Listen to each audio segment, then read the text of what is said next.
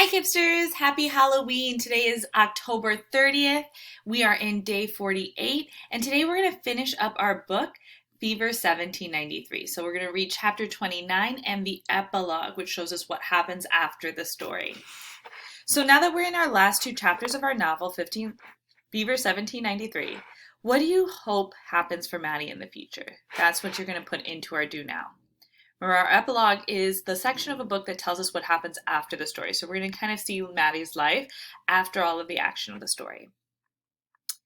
In this section of the story, remember at the very end of chapter 28, Maddie's mother comes home. So Maddie and her mother are reunited. We're going to find out what happened to Mother, including that she almost died on the side of the road looking for Maddie. Maddie's mother is going to break down in tears over everything that's happened. And then in the epilogue, we're going to see Maddie wake up at the start of a new day.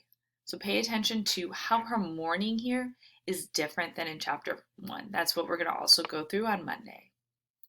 Now that we've done that, you are ready to finish out our story. You have audio on the side, different supports on the side to help you out, as well as questions to answer just like always. When you get to the end, make sure that you're turning in your exit ticket with the answers to the questions on the side.